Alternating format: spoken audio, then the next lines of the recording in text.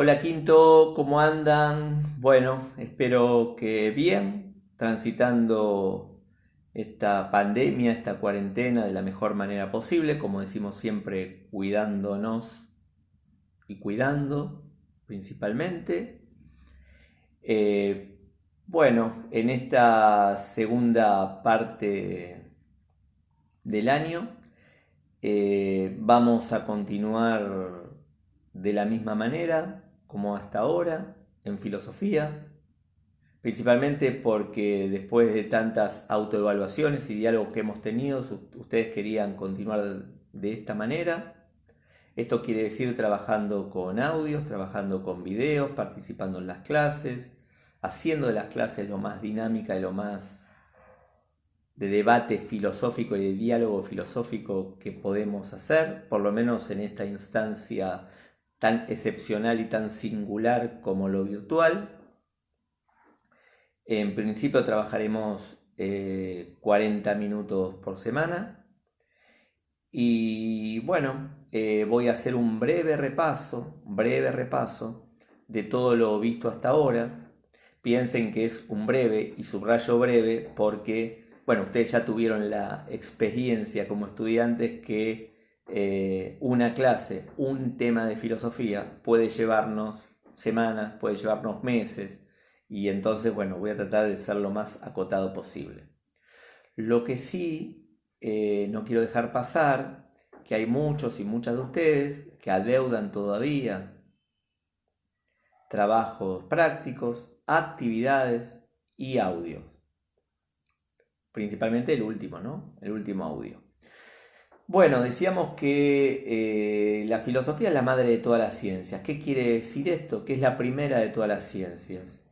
Siglo V a.C., Grecia. Pero ¿por qué la primera? Porque todas surgen a partir de la filosofía. Por ejemplo, la matemática surge 300 años después, en el siglo II a.C., y después todas las ciencias o disciplinas que ustedes conocen, estamos hablando de, piensen en algunas materias que tienen, geografía, física, historia, química, psicología, antropología, surgen a partir del siglo XV después de Cristo, o sea, en pleno iluminismo, Rousseau, máximo representante, donde ahí justamente prevalece la razón, prevalece el raciocinio por sobre la fe, que era lo central en la Edad Media. Los dogmas de fe, las creencias absolutas de fe. Entonces, estamos hablando que aproximadamente durante 1900 años la filosofía se ocupó de temas que después, por las investigaciones y por lo abarcativo de cada disciplina, surgen las otras disciplinas. Quiero decir, un filósofo no podía teorizar, saber, conocer acerca de todo, acerca de la matemática, acerca de la geografía, acerca de la psicología, acerca de la química. Y surgen esas ciencias. ¿Por qué digo filósofos? No por una cuestión sexista, digo filósofos porque los que eran categorizados, digamos, como ciudadanos que tenían posibilidad de acceso al conocimiento, eran los hombres, los niños, niñas y mujeres no eran consideradas en categoría ciudadana. A pesar que nosotros vimos a la primer filósofa, justamente de la época helenista, con una posición, hoy diríamos feminista, pero fue la única, Hiparquía fue la única que aparece en esa época, estamos hablando del siglo III a.C., contemporánea a Epicuro, a la teoría de Epicuro. Bueno, hemos visto disciplinas filosóficas, que vuelvo a repetir, es lo central en la materia, por lo menos en la materia dada de esta manera.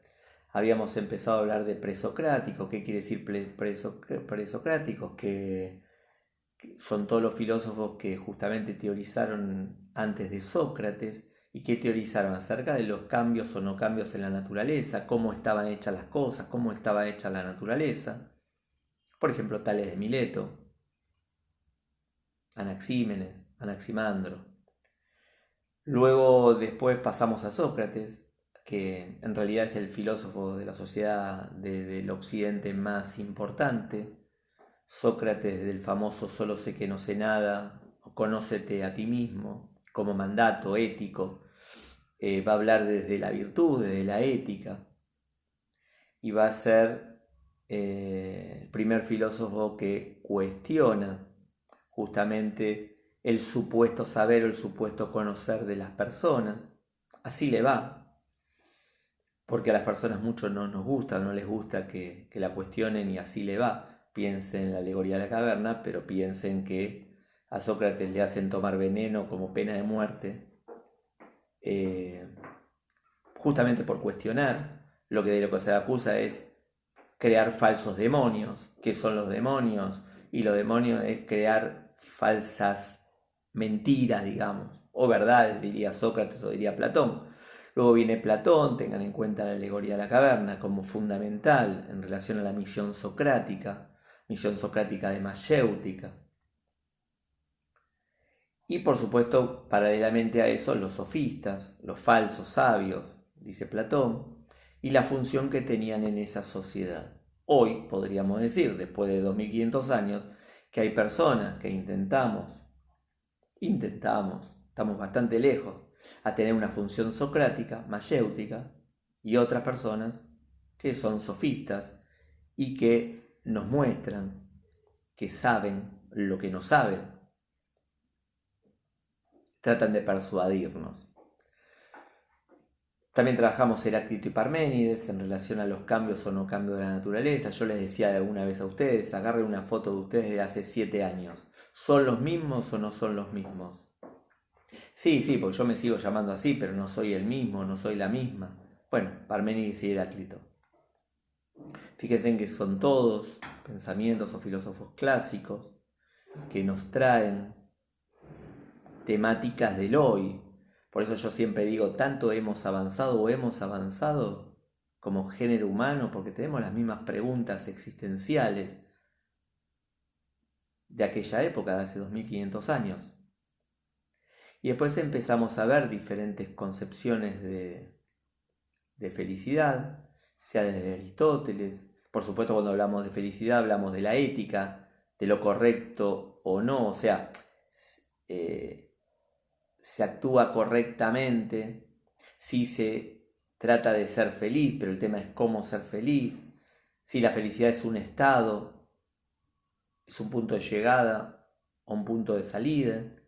Y hablábamos de diferentes filosofías de vida, estamos hablando del cinismo como teoría filosófica, estamos hablando de Epicuro, estamos hablando de las escuelas helenísticas. Por supuesto, siempre atravesando el concepto de verdad, que no solamente se ve en la lógica, sino el concepto de verdad en tanto justamente la filosofía, porque es una disciplina, la única disciplina que elimina los supuestos, va a cuestionar cualquier tipo de afirmación dogmática. Dogma es una creencia absoluta, porque la filosofía se ubica en un lugar antidogmático. Entonces, si alguien dice, es verdad lo que dice tal persona, la filosofía va a decir, ¿por qué es verdad? ¿Qué es la verdad? ¿Existe una verdad única? ¿Qué quiere decir? ¿Que todo es relativo entonces? Les pregunto. Bueno, les dejo la respuesta. Entonces, pero porque si yo digo, por ejemplo, es verdad que no existe una verdad, no estoy emitiendo una verdad, bueno, perdón el barullo. Y esta segunda parte del año vamos a empezar a ver Unidad 7, Santo Tomás de Aquino. Es un filósofo justamente que habla de la existencia de Dios, pero a diferencia de la religión que se basa en la fe, quiero decir, cualquiera de nosotros podemos decir Dios existe. ¿Por qué? Bueno, porque creo esto, por una cuestión de fe, como la filosofía justamente está en las antípodas de concepciones de fe y habla de la razón y trata de argumentar por la razón. Santo Tomás de Aquino va a tratar de explicar la existencia de Dios por medio de la razón. Después vamos a ver nociología, teoría del conocimiento, si es posible conocer, qué se conoce, cómo se conoce, si por medio de la razón, los sentidos, o siempre conocemos o creemos conocer, pero en realidad no conocemos. Y después vamos a ver ética, vamos a ver filósofos y filósofas que hablan de la ética. Y por último vamos a ver bioética. ¿Qué quiere decir bioética? La relación entre la ética y la biología o la medicina. Una temática de la bioética que había yo nombrado y que había sugerido, y si no vieron la película les recomiendo que la vean, es Mar Adentro. Esa película española que les conté, que evidencia la discusión que hay, las diferentes opiniones en relación a la eutanasia, muerte digna en griego, eutanasia activa y eutanasia pasiva. ¿Y qué quiere decir que tiene relación la ética con por ejemplo, con la eutanasia? ¿Es correcta la práctica de la eutanasia? Y entonces nos vamos a meter en concepciones aristotélicas, que Aristóteles dice, ser persona es tener la capacidad de razonar. Y entonces algunos que apoyan la práctica de la eutanasia, lo que dicen es, bueno, entonces un ser humano en coma 4 no es persona porque no tiene la capacidad de razonar. Y si no tiene la capacidad de razonar, yo puedo desconectarlo y no estoy cometiendo un homicidio. Es un ser humano, pero no tiene los mismos derechos que alguien que razona. Por supuesto, de otras concepciones judeocristianas van a decir, Dios es el que da y el que quita la vida. ¿Quién es uno? ¿Quién es una persona, un médico, una médica, para quitar, o un familiar, para quitar el respirador a una persona o a un ser humano? Por supuesto, podemos hablar de clonación, podemos hablar de la práctica del aborto. Estamos hablando de libertades, estamos hablando de existencias, estamos hablando de cuestiones existenciales, estamos hablando de situaciones límites, como habla Jaspers, que lo habíamos visto al principio, estamos hablando de vida o muerte, estamos hablando de principios y de finales. Y bueno, y este es de alguna manera el principio del fin de lo que les quería decir de este año, de esta etapa, que espero que sea mejor en calidad de vida que esta primera etapa, y que sea lo más llevadero posible, lo más dinámico posible.